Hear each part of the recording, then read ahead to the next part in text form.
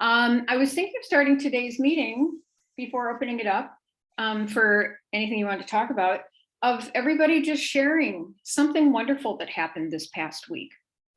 Like since the last time we were together, like last Friday, what was something wonderful? So you just heard about mine. So going to the recycling market, and then I went to a wonderful vegan restaurant in Minneapolis called Reverie, if you are looking for a good vegan restaurant. So, and it was with a wonderful, wonderful friend.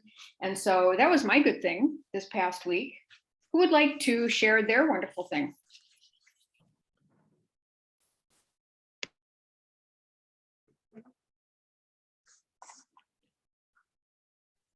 I can share my wonderful thing. When we were together, I'm traveling again, by the way, but Nate's driving again. Don't worry, everyone.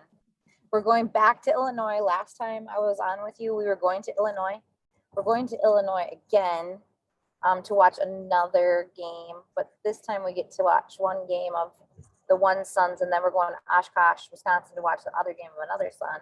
But yeah, so my wonderful thing was I got to see my son last time I saw you guys, and then I got to see both of them. So seeing my boys, that's wonderful.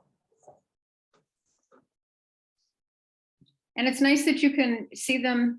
I didn't realize that there were palm trees in Illinois. Who knew? Yeah, actually on the highway on 94 in Wisconsin, there's palm trees and a beach. Yeah. And they're blowing in the breeze. Beautiful. Thanks. Who'd like to go next? I can go. One wonderful thing was I got to see my daughter in a musical that she just thrives and loves the stage. And so that was very wonderful.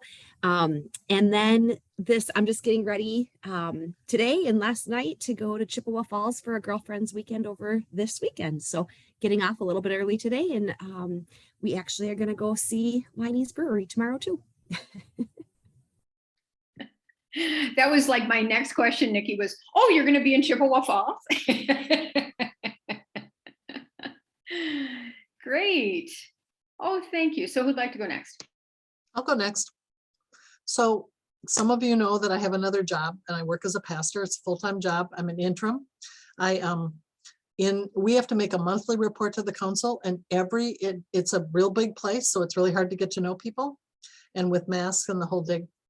So every month in council, I invite everyone on council, if they would find a half an hour, they could talk to me one day, one time. And on Wednesday, the first person in the congregation not on council came in to talk to me for a little over an hour. And on Thursday, the first person who's ever responded to that on the council report invited me to chat this week. So, and if you can imagine an extrovert waiting out, because you can't just batter everyone in the world and say, no, you need to talk to me so I can get to know this congregation. So that was cool. Yay. Thank you, Mary Kay. I know the feeling. I just sent out mid-semester emails to students, and traditionally I've done that, but I've sent it en masse, and then it's been like, just let me know how things are going, but I decided last semester to send out messages to every student individually, and then I could tailor them based on the students who were chatty in class, and I appreciated that, students who might be kind of struggling in that, and offer to meet, and I'd love to get to know you, it is the best thing ever. I mean, the students respond like, I feel so seen, like I feel, thank you. Like, how do I get to connect with you? So it really is wonderful. I know that feeling. Thank you. Yep. Who'd like to go next?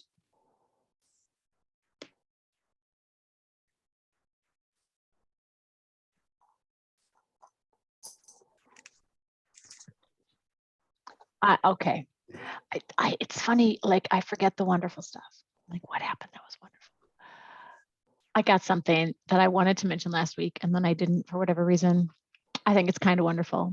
So I had a dinner party last Saturday for a friend who's turning 50. That's my era now. And I went to get some seafood. Did I say this already last week? Okay, good. I went to Coastal Seafoods. in Minneapolis. Has anybody been there? Okay, so it is a field trip. I felt like I was in Seattle. And you have to take a number, and I was 20 back when I got there. I went about noon, 1 o'clock or something. I was after this, I think. So I went after this. So it was afternoon. It is like going to the DMV. Like there are all different kinds of people there for all different reasons. And also it's like a gourmet little market. They have other things, pastas and like stuff, like brands I've never heard of. So super kind of, I think, fancy, but also like you could buy a bag of frozen fish heads. I loved it. And on Fridays, well, two ands, I did not have my phone with me because my tech support, also known as husband, was installing a new phone. So I had to go find it without my GPS, which felt a little vulnerable. I'm not going to lie, like how uncomfortable that was. I found it, no problem. So I didn't have my phone. So I had to like look up and out at the whole, and it was like a 30-minute wait because as I already told you, I was 20 behind. And it is amazing, PS, how somebody can get to the front of the line after 20 minutes and still not know what they want. But that's another thing. 20% off for educators on Fridays. That's wonderful. I'm going to stop talking now. And it sounds like it was even more wonderful because you didn't know Sarah? Oh, I totally knew I had my badge. Oh, you were ready. That's on their website. Yeah. But so that was not a mystery. And there are other discounts they offer too for like first responders or like frontline. Like it was just, I just loved it. I was like, we got to come back. Oh, that's great. We do have one up in St. Paul too, near McAllister. So if you're in this area, I don't know if they do the same thing, but it's also coastal. So yeah, thank you, Julie. I see the United Noodle right around the corner. Yep, amazing Asian grocery. I know, just the best. Great. Who'd like to go next? I'll go next. So my wonderful, P.S. I love coastal seafoods too. And the first time we went in there, must have been during the week because my husband and I were together. There's no one in there.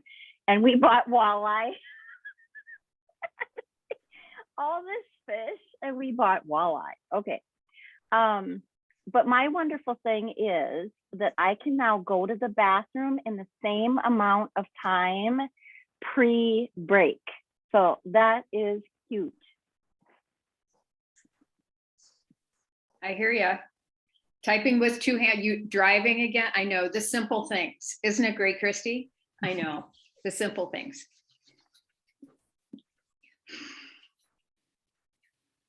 Who would like to go next? I can go. So my wonderful thing this week is this one has been, we've been struggling with eating since she was born, and it's been a huge stressor. Never thought that would be my challenge as a new mom. But we weighed in on yesterday and we are a whole pound up from our birth weight, which is insane. I'm also super excited because we're like 3 ounces away from being able to use the baby Bjorn, because the minimum weight on baby Bjorn is still above her current weight. So I'm really looking forward to being able to baby wear and be able to do some stuff around the house and also have that connection time. So weight is a huge, wonderful thing in our house this week.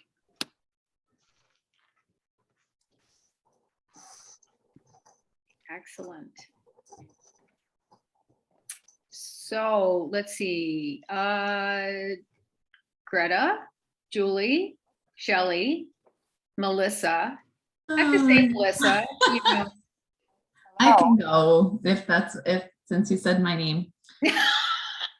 So something wonderful this week. We just had a professional development morning and we brought in someone named Stacy Gagnon. I don't know if anybody knows who she is. She's out of Southern United States. me. She was fantabulous, and she speaks our language, and she was totally talking about flipping your lid. She used a whole bunch of seagull stuff. And she just, it was just, I found myself wanting to chat. Yeah, yes, but tried to calm it down. That was a wonderful moment. And tied to that is another resource that I'm loving. And I don't know if you guys have read it yet, but OMG, I am loving this. It looks like a textbook. It's Brene Brown, Atlas of the Heart. And I love her introduction. Like, it took me like 3 weeks to get through the introduction because I wanted to write everything down. I wanted to tell everything to my parents. And then I got into the emotions, and she's fabulous. It felt like it was going to be a textbook, but she does such a great job of telling stories. So Atlas of the Heart, Brene Brown, totally wonderful. That's it. Oh, thank you, Greta. And then would you write the name of the woman who did your professional development in the chat for us? Sure will. I can see if I can get my boss to give me her contact information, but let's see. Yeah, I got Atlas of the Heart as a Christmas gift, actually, and I read it recently too. It was a very good book. Isn't that fabulous? I loved it. I'm loving it. Mm-hmm. Well, I'll go. We had a professional development this morning too, and we had a great speaker named Sarah Hardy, who who shared some great things with us. It was a great morning, and we had like 120 staff on there from our district, and that was great, and good conversations about lots of teachers shared like different things that they heard like kids say racially, and what we can do about that. And Sarah and another teacher just shared some really great perspectives, I think, that I took away with it. And it was a really great, we went into small groups, and there was really good conversation there, and just it was just validating hearing that everybody's kind of doing the same thing, and like you're hearing the same thing, throughout your day.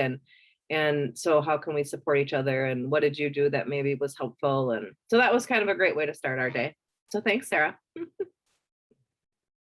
I read a couple slides. It wasn't my material. I was just Wow. there to provide a second voice to the I know, but you are on our presenter. Thank activity you. team, and it's been a really great thing to learn from you. So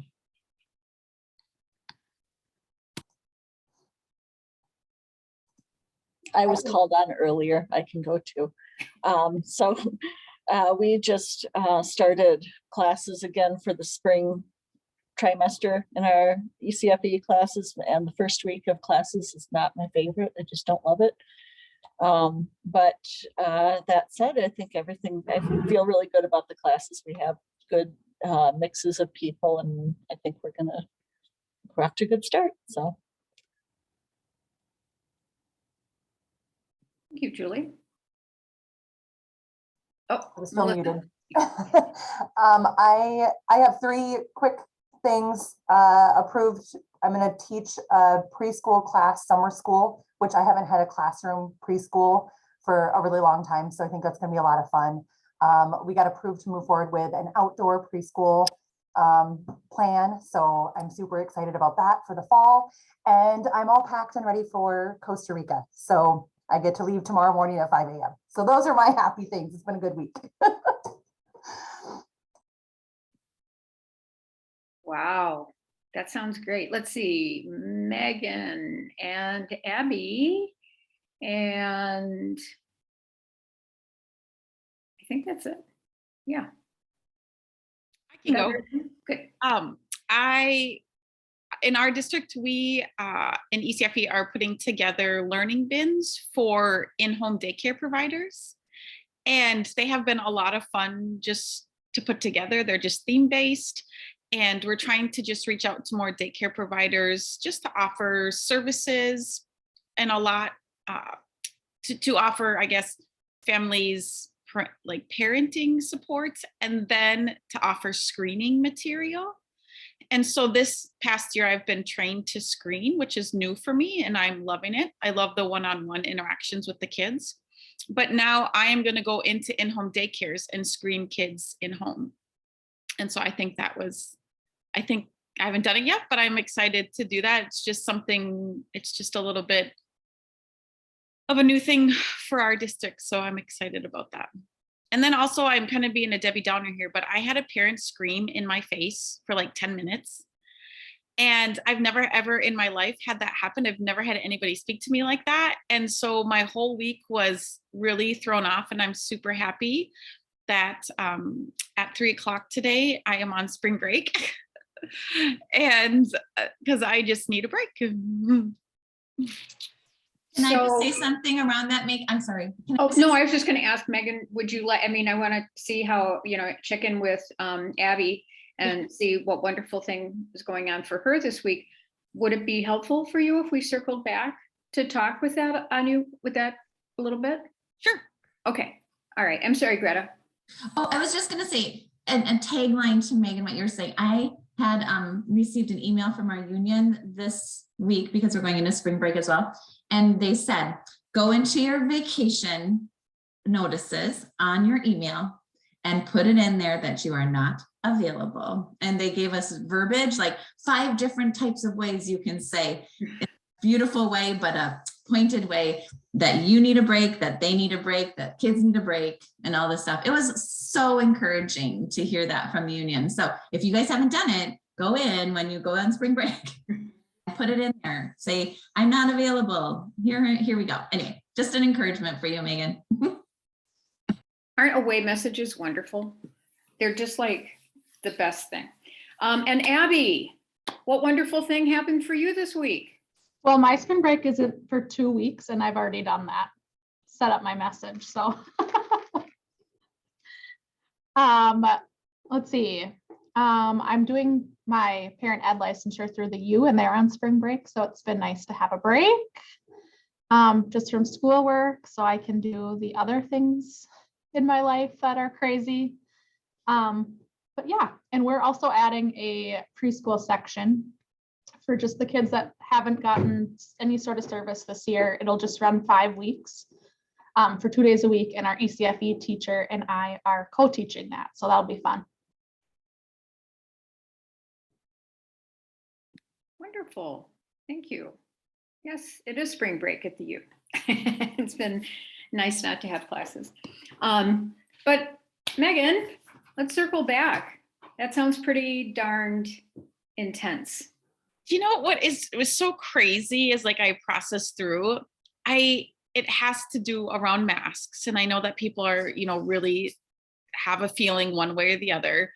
But what was crazy to me is last Friday, we went to that parent ed connection with Mike Brown. I can't think of like the formal name. And in it, we were learning all about polarization and how it's going to come down to teachers. And I was like, oh, there's no way. I can't imagine that anybody would come after us. Like, we are just so inviting and we want everyone to come in and we're so welcoming and we just try really hard, right, to like get families in and feel comfortable and connected and safe. And I was like, there's no way anyone would come after us. And then comes Tuesday for me. And we have in our district, we are lucky enough to have a drop-in and play that is located within a local church. And it is an amazing space. It is big and beautiful and tons of families come. And I had a family for the first time in 2 years come in and they didn't have masks on. And it is not only our rules in our district that be masked, like 3 and older, but it is the churches as well. And so I was like, wow, I have not had to ask anyone to mask. Like everybody's just been lovely about it. So I'd asked these parents to mask and they were not happy about it, but they did it. And so I was very thankful. I was like, okay, I'm thankful because I was sweating that one out because I know that is a polarized topic, right? That is a hot button topic. And I just also don't feel like it's my job to police that. I just don't. So then got that. It was fine. I was sweating a little bit, but fine. And then there was a mom who came up to me and said, what is your masking policy? And I said, oh, it's 3 years old and older. And the church doesn't have a mask policy for birth to 5-year-olds, but they, above 5 needs to be masked. well, so your policy for your center is 3. And I said, that's correct. And she goes, there are 2 little boys over there who I know are older than 3 who do not have masks on. And I was like, oh, okay. I said, and you are feeling uncomfortable with this? And she's like, yep. And I said, let me go talk to that family and I'll be right back. And so I went over and I talked to the family and I said, I just need to let you know that our policy in our district is 3 and older for masks. Would you be willing to put masks on your kids? And one mom's like, nope. And I was like, oh, okay. She goes, do you want me to leave? And I was like, I just don't feel like it's my job to ask people to leave. So I said, let me. And the other mom was trying to get her son in a mask. She was trying hard and he was crying and taking it off. And so I said, let me just go talk to this other parent and then I'll come back to you. But in the meantime, will you just play kind of at the other end of the gym? And she's like, absolutely no problem. And we will not stay for circle time because we're all together for circle time. So then I went back to talk to the other mom, but in my path back to her, I got sidetracked with another parent. So I was talking to this other parent for a while.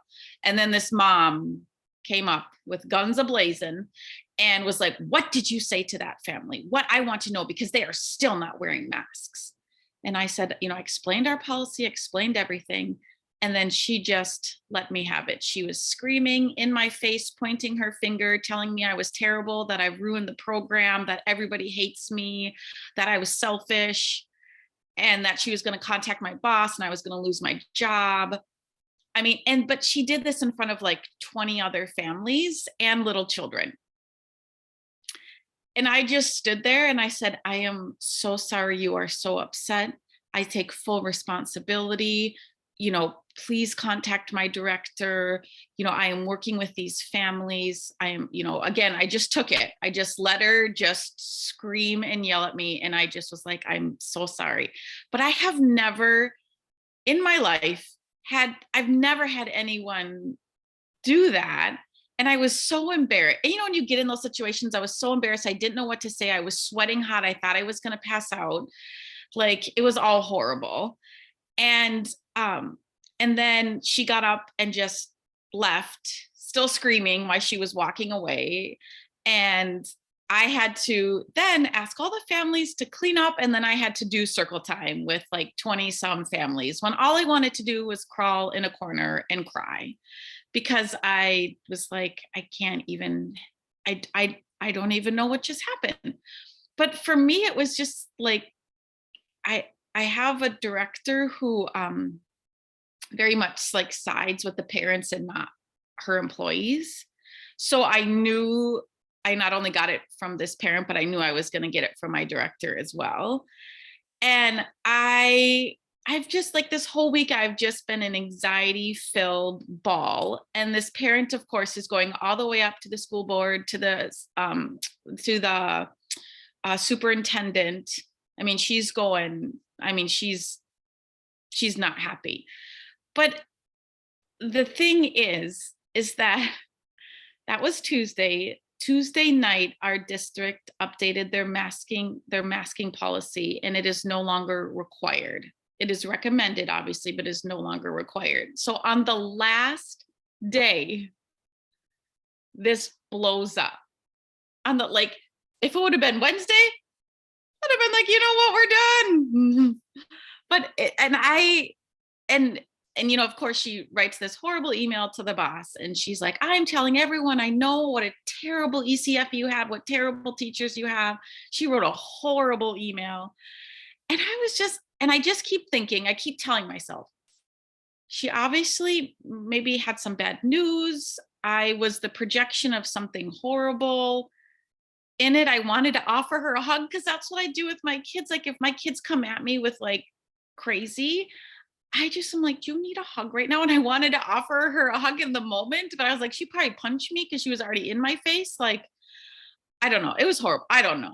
And I just keep telling myself, I feel really bad for her, but I would also really like to talk to her in like a calm manner, just to be like, what happened? She's come to our drop-in and play so many times.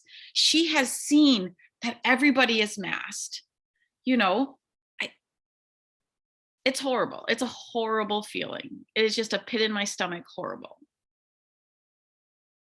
That's all.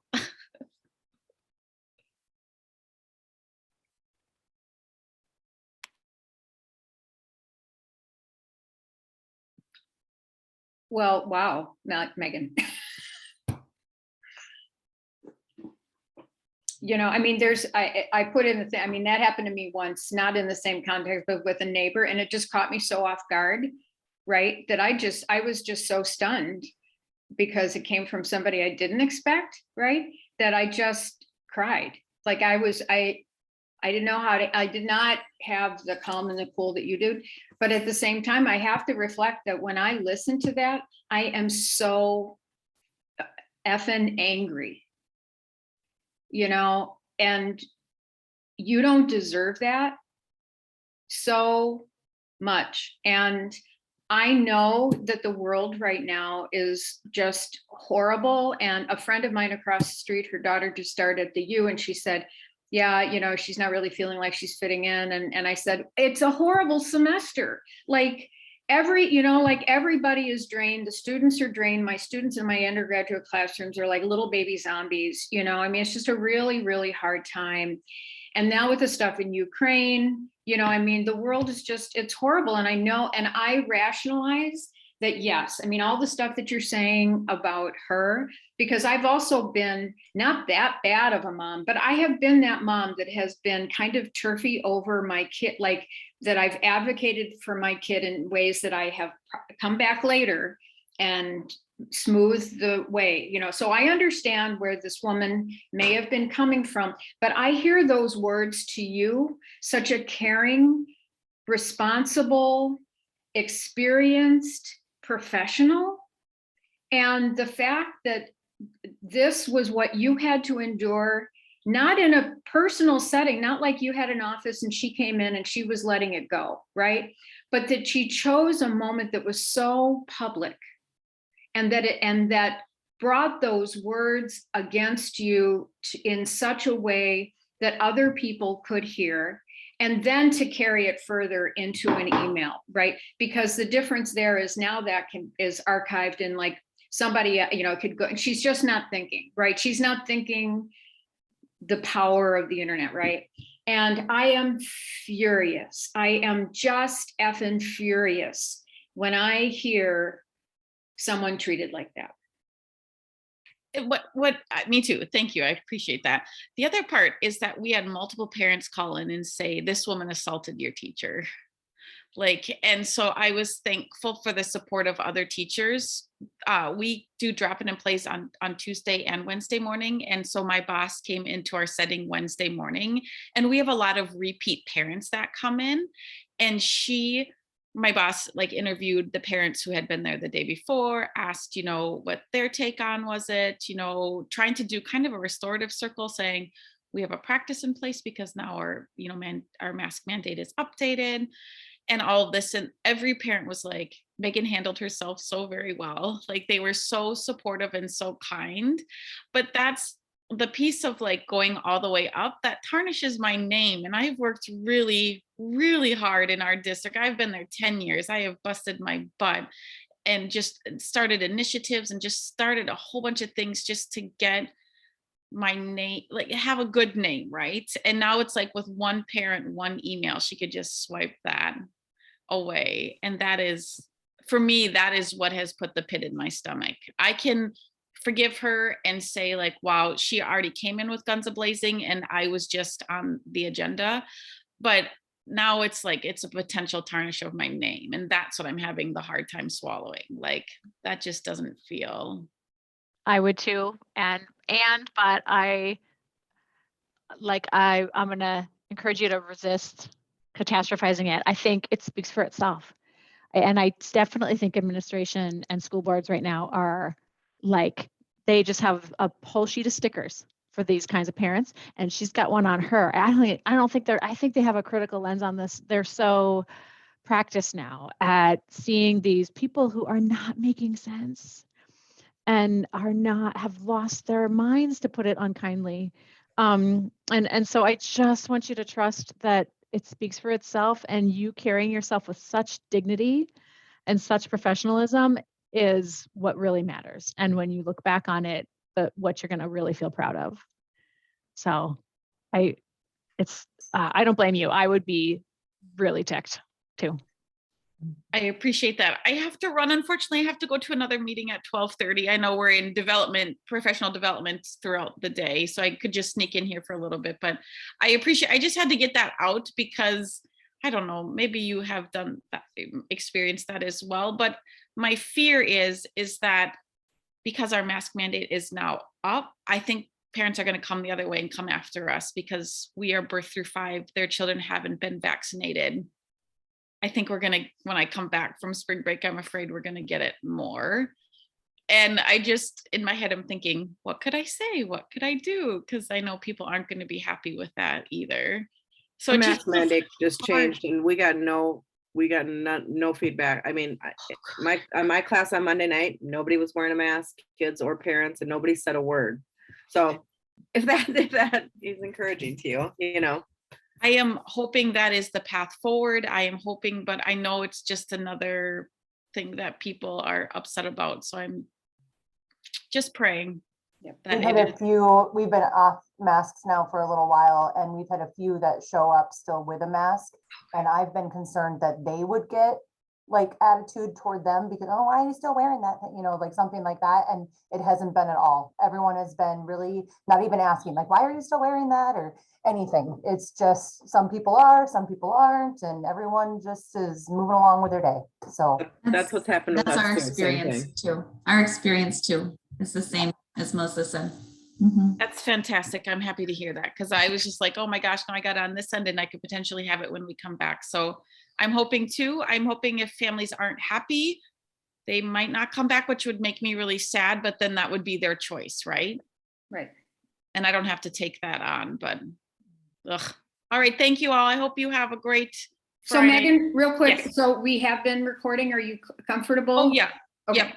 Okay. Yep. Totally fine. Great, Yep. 'cause we'll be gone. And then the last thing, can we all give Megan a great big virtual hug?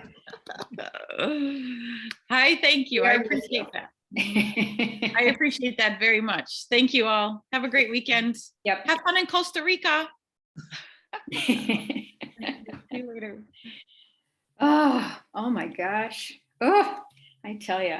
Well, as she was talking too, I was thinking it also, you know, keeping your cool like that is also wonderful for modeling, right? I mean, modeling behavior of patience and tolerance and yeah.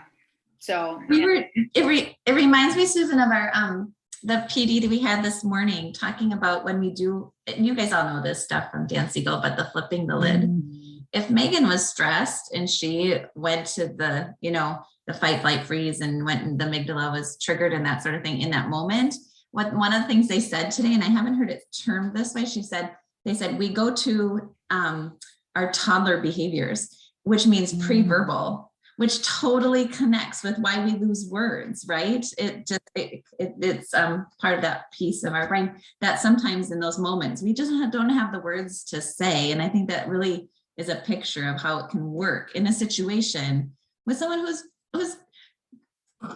didn't ask for this to come at them, but then, oh, I guess I was triggered right in that moment. And I don't blame her at all. I mean, that would be a very, very hard situation to find really good words.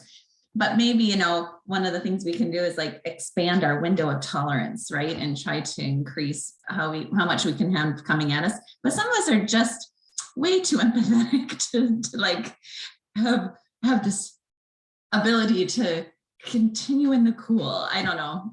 Anyway, we all have different ways of doing it, but it reminded me of that this morning, this tough, and I'm thinking of other ways that we triggered and what it looks like then. Toddler, so to speak, toddler-esque kind of experience, but anyway. It makes me think a little bit of the fact, like, I mean, you guys are all parent educators, so you're on the same wavelength of me. And we know that we're often modeling for parents, but I work with a lot of teachers who work with kids who forget that in their experience with the parents, they're modeling for the parents. We don't just sometimes teach kids. We are here for the parents too. And having that time to model for all the rest of the parents, because there might've been a few other parents that were mad about that were under their breath kind of, and then she did that. Now I get to model an appropriate response and how to interact with that. And I'm hoping that any parents who were feeling that way are like, ooh, I'm glad I didn't do that. That's not the way you handle that. I'll just say something next time. So yeah, modeling more than for students, but I try to remind all of our preschool teachers of that as much as possible, that sometimes the skills that these children are lacking is because sometimes those parents need to work on those skills too. Mhm. And another thought I have is the kids of this mom, like the ambient fear that they're coping with, like she's really afraid, I think, of COVID and chaos or loss of control. And like, that's another open wound. Well, and sometimes I wonder too, Sarah, if it's not just being afraid of COVID, but being afraid of, like you just mentioned at the end, the loss of control. The fact that we have rules and people aren't following the rules. These are the rules. Why aren't we following the rules? And get stuck behind that rather than even the fear of COVID really being what's driving their anger behind it. Another, so my friends call me last in, first out. So you're getting everything from my morning. I apologize, but you're gonna get like the whole thing. But it triggers because it's the last thing that went in my head. And one of the things that they shared in this idea of the flipping the lid. Have you guys heard about HALT? Anybody shaking their head? Oh, okay, so you guys all know about HALT. So say it again. Say it again for the audience at home, because you may have people at home who haven't heard of it. Okay, so when we flip our lid, the idea is that we've been triggered in some way, right? And so HALT is 4 letters that go with you could say with your 4 fingers. So H is for hunger, A is for afraid, L is for lonely, and T is for tired. And so those are often the things that we will find ourselves that trigger us or get us out of that window of tolerance so much more quickly. And so the first thing to visit are some of those pieces. And I thought that was, that parent could have been experiencing any one of those things. For sure, our fear and our being afraid is on our list right now because of so many things in our culture. So when we're out in society, obviously but it could have been tired. She didn't get a good night's sleep last night. It could have been that she didn't get her breakfast. The kids got fed, but she didn't. All those things. Great point. In that place. AA actually uses the 4, and they say hungry, angry, lonely, or tired, that you're much more likely to fall off the wagon when you're hungry, angry, lonely, or tired. And we all know that behind anger, the real emotion behind anger is almost always fear. Did anybody else, as you were listening to Megan, expect the person who didn't want to wear a mask to be the problem? Because that's what I was listening for. And then I was like, oh, well, that parent was like actually so reasonable. She offered to leave. She agreed to play far away. And then she was going to leave for circle. She volunteered, being willing to leave for circle time. Like that's, that was really level-headed and reasonable on that end of the spectrum for preferences and what they, what choices. So I was like, okay, Sarah Hardy. So quick to expect the thing that's not happening here. I'm thinking about what contrast there is between this and the kind of visions and of things that we're seeing across the ocean. And I don't want to diminish Megan's experience or her feeling about that at all. Okay, none of us deserve that. But the image that was so strong for me was the mamas who left their buggies at the train station coming into Poland, for the mamas coming in with their children without having any of that stuff. And I really have to wonder if our whole idea that I am free to do whatever the hell I want, and none of you can do anything about that because I'm an American, and it's people who want to mask and people who don't want to mask. And we have so much less tolerance for paying attention to the fact that you all have like we're part of a community. We're not just an individual. One of the studies I remember back to, and I think it was Ramsey County did it, but they did a study on what happened to children after they misbehaved in the grocery store, what happened when they went to the car with their parents.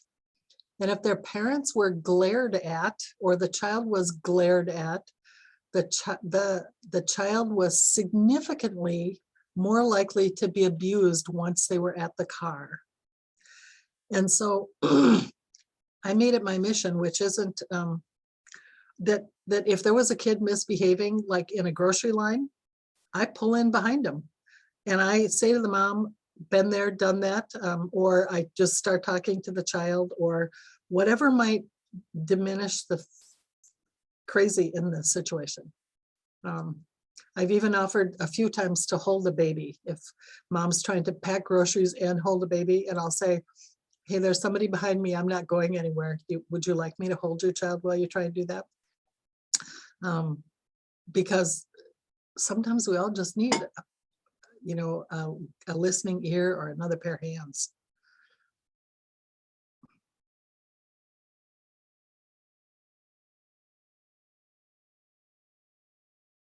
And I have to, you know, as you were talking, Mary Kay, you know, I've been sort of coming to, you know, I teach this course on technology and I have undergraduates, and I've been doing this now for 5 years. So I have these repeated cohorts of, you know, 19 to 22-year-olds, and we've even moved from the Gen Z or the millennials to the Gen Zers.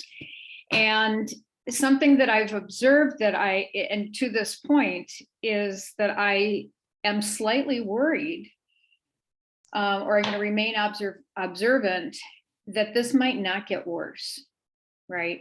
Because one of the things that I think these kids growing up with social media especially, is that their lives are almost like a 24/7 grocery store.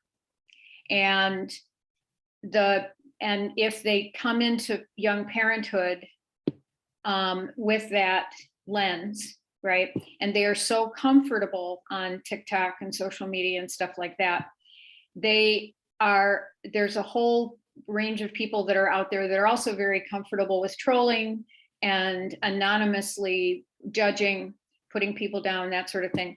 But their lives are also very reflective of this very wide social net of judgment and assessment.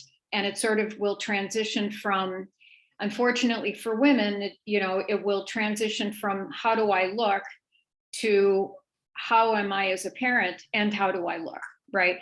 And anyway, so, I mean, it doesn't solve anything, but it's just my concern, because I totally agree in that experiment about sort of social criticism and social judgment does reinforce for people and it takes them away from that reflection of who do I want to be. Melissa, I have to tell you that years ago when you did your MED oral, right, you said something in that meeting that has really stayed with me through the years and just really cements my own belief in all of this stuff, which is intentionality. And one of the things that happens when our brains get so anxious, and then this sort of social reinforcement about the way we should be and all of that, and then this this very fast-paced world that for most of our young parents does include this from the moment they wake up, to their whole day, is that it does take away from that sense of intentionality, right? It takes away from that sense of who is the parent I want to be right now in this moment, right?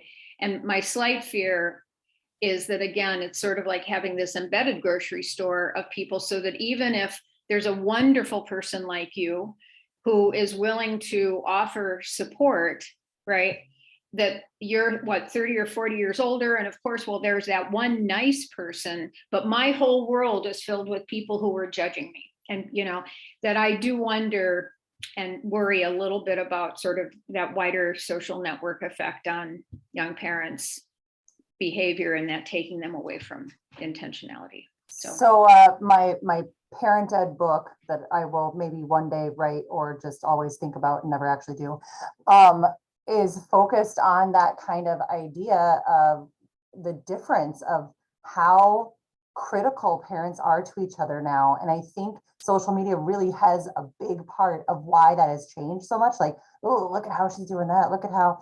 And my big example of that, like my aha moment of that was growing up, the little girl who fell in the well, right?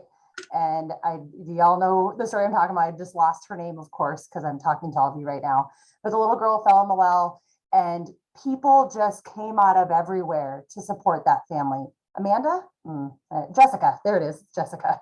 And so many people, so much support, everybody saying how much, like, those poor parents, right? Who had a well that was covered with like a piece of cardboard that the girl, like today they would be torn apart.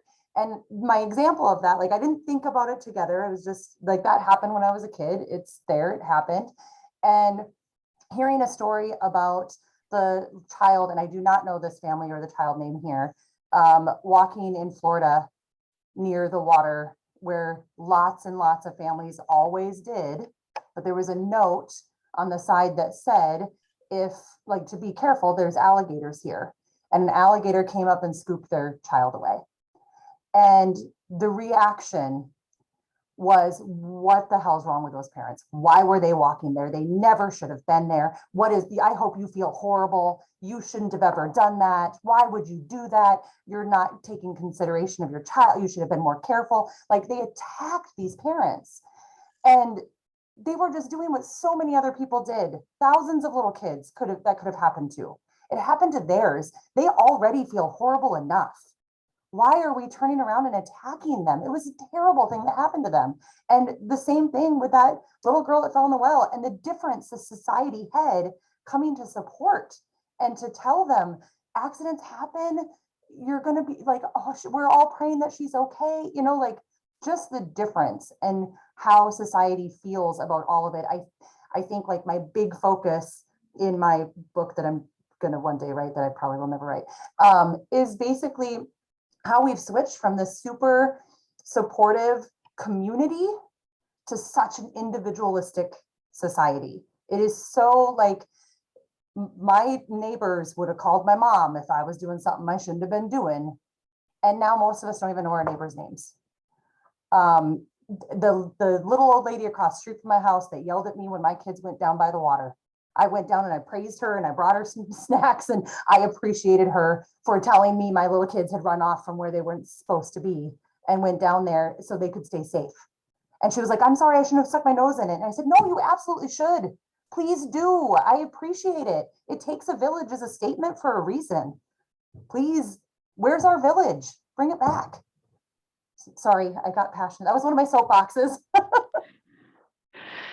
So I also, Melissa, as I'm listening to you, I'm despairing, and I don't love that. And I don't think you're wrong. However, I do think that social media amplifies what is horrifying. And so it may be that there were a number of people in the network of that poor family who did support them. We just didn't hear about that, right?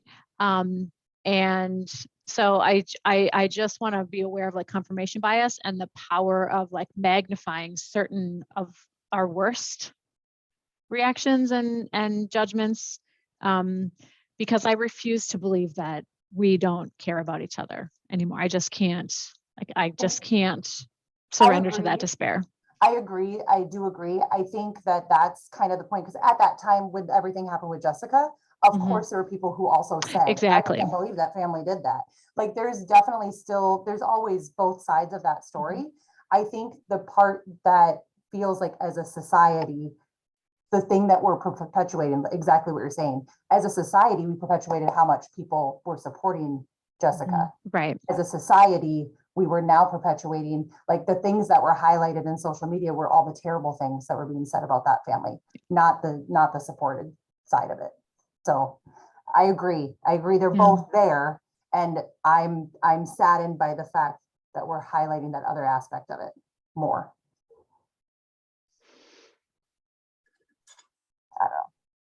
Yeah. And living in that, I mean, again, I'm coming back to Megan's, that parent and Megan, is all of that around can just heighten this. So let's say that mom, goes on social media and she's not the subject of the judgment. She reads a lot of that judgment though, right? Mm-hmm. And it's just like, and it's not just that judgment, right? But it's political judgment, and it's judgment about the teacher strike in Minneapolis, and it's judgment, it's judgment everywhere and polarization everywhere. And Abby, you're asking me like, where do people feel the right? Well, I think they feel the right because there's no consequences, right? Because it's just out there and people are doing it, and you can vent and you're not going to get in trouble.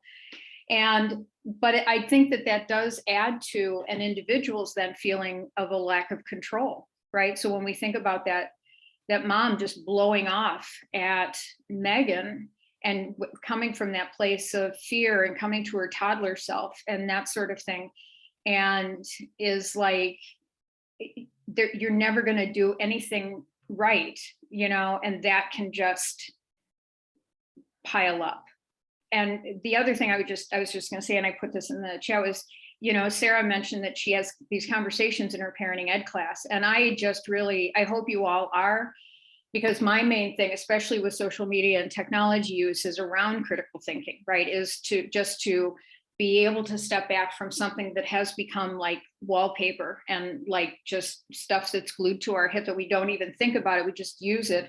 But again, it's so easy to slip into that social mindset or whatever, that we lose ourselves in it. And so the more that we as educators can have these conversations about, how does it feel? I mean, you saw that thing that happened in, with the poor family, with the child, and, who also will snap up small dogs. I mean, so it could be a pet. And, but to have that conversation about how, but look at this reaction that people had, just enough to let people pause and think a little bit more critically about these social spaces that parents are in.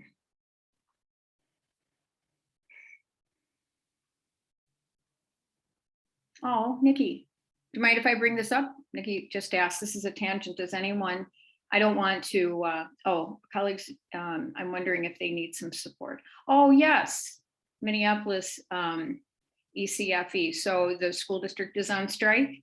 If any of you know Christy Kajawa, who was a former MED student, she is a very fierce protester. So she is on the line and is very present in the teacher strike as well. Thank you. Yeah. So we lend. Anybody have a recent down low on what if any support they need? I don't. I bring it up. I do have a very close friend who is a educator in Minneapolis public schools, and I had a conversation with her a couple of weeks ago before the strike, and I was just curious, like, how does it go when they vote? Like, what is the vote? What do they need in order to strike? And she shared with me that the unions, they need 50% plus one to make the determination that indeed it's going to be a strike. And the ESPs and the teachers respectively, their votes came in at 97% and 98%. So this was not a 50% plus one situation. Yeah. That what is happening is so dire, and to hear those numbers, for me, that is staggering. It's unbelievable. And she also shared all of the work that's got into this prior to striking, that they knew that this was on the horizon, and instead of doing the 26 pay periods that many of us probably do, we get that bump at the end before the summer. They chose the 21 so that they could save their own money, to get more money up front, and they could save their own money for this time when they would not be getting a paycheck.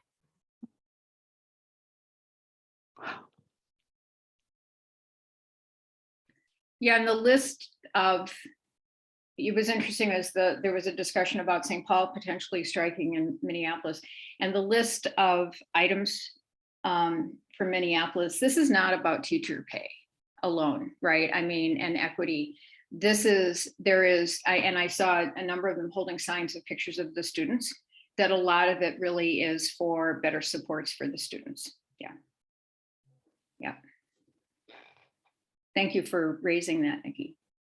Oh, and Greta has a position posted in Cambridge Asante, if anyone's looking. I was going to send this out to the group, and just as a, let's see, oh, here it is. We're hiring, here it is. The Center for Early Education and Development here on the, here in Minneapolis, I'm going to put this there.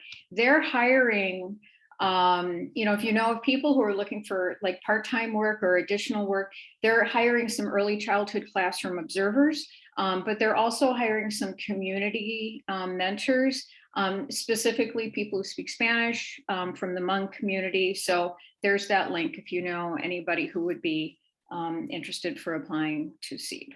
So. What a fabulous conversation. I'll reach out to Megan and thank her for sharing. I don't think that's a situation any of us want to have to go through, and she handled it beautifully. And just as one, somebody had mentioned it too, is just about her own administration. I mean, when something like that happens, and especially when you are not you don't make the rules, right? And it's never completely clear how much you are responsible for enforcing the rules. I know for myself, my responsibility is always with my classroom. And so it's more around disruption and how to advocate, for learning. But when those rules are set at different levels, that's where, and I think Ellen had mentioned this a while back, where she felt very supported by her school administration, that there was somebody she could go to she could refer, the parent to. But then also for that kind of just the public bashing, I would just hope that someone in her school district also, like publicly responds in support, like one of those wonderful ways, like Greta was saying, where they give you verbiage that is well crafted, that it is very supportive to the needs of the individual parents, at the same time conveys a message of support for the teachers, right? So anyway, well, thanks everybody. What a great conversation once again. Anybody have anything else you finally want to share before we Can I ask a 1-minute question? Yes. Summer school. Our building leadership team decided to do summer school only Tuesday, Wednesday, and Thursday this summer because families really like to vacation a lot. So the classes we had last summer that filled for on Saturdays are gone. What are the rest of you doing for summer school? If you can say in just what days, how many evening classes, Saturday classes, anything? Tuesday, Wednesday, Thursday as well. For ECFE, we're running a 4-week program, Tuesday, Wednesday, Thursday, couple topics classes, some age-alike classes, and then 2 night classes. And then we have a 4-week preschool opportunity this year, which is new.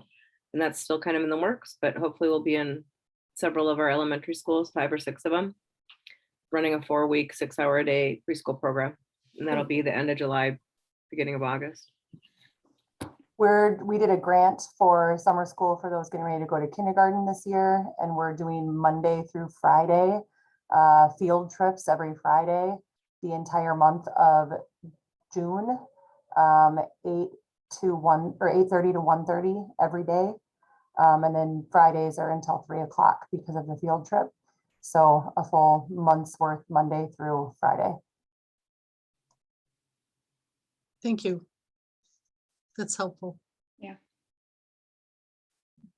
I have a very quick question too. I've wondered if there's a way to search through these conversations to listen to specific, like I was curious about home visiting, but I thought, well, if it's already been talked about for a couple hours, could I go back and somehow find these conversations about a topic?